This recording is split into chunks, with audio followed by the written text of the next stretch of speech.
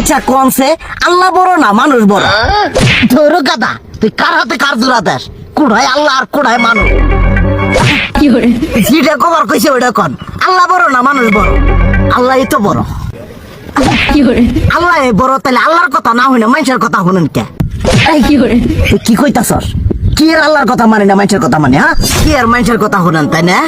আমনে যে ওই দিনকে ডায়াবেটিসের রোগ নিয়ে যে হাসপাতালে গেলেন, ডাক্তার আপনার কত কিছু খাবার না করলো, সব কিছু না খাই এখন চলতেছেন, তাহলে আল্লাহ যে আপনারে কইছে যে হারাম খাবার না, সুদ খাবার না, কই আপনি তো কাম কাজ বাদ দিয়ে এলাকার মধ্যে টাকা পয়সা না গায়ে খালি ওইলে দিয়েই খান, নিজেরা টিয়াও হালাল ভাবে কামাই করেন না, ওই সুদ তো না কটা টিয়া করে লাভ আহে ওইলে দিয়ে দিয়ে চলে না, পেট বড় বানাইছেন।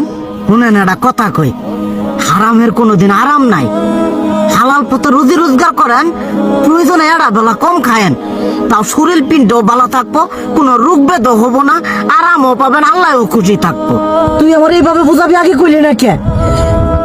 আসলে এই বিষয়টা তো আমি কখনো মাথায় এইভাবে নেই যে আমাদের কখনো ডাক্তার নিষেধ করলে ঠিকই আমরা নিষেধ মানি, কিন্তু উপর আল্লাহ যে কত কিছু নিষেধ করে দিয়ে সেটা মানি না। আর এই যে হারাম পথে টিয়া পয়সা কামাই করতেছেন, শরীরের মধ্যে দুনিয়া রোগ ব্যাত হয়েছে, দেখা যাইতেছে যা টিয়া হারাম পথে কামাই করতেছেন তার তো বেশি টিয়া মনে করেন জ্বলে যাইতেছে গা বেশি। আজকের পর থেকে আমি আর এই হারাম সুদ খামো না, আমি হালাল পথে চলবো, হালাল টাকা পয়সা ইনকাম করবো। এতে করে যদি একবেলা কমও খাইতে হয় তবুও খামো, তবু আমি আর এই হারাম পথে চলবো না। আচ্ছা ঠিক আছে।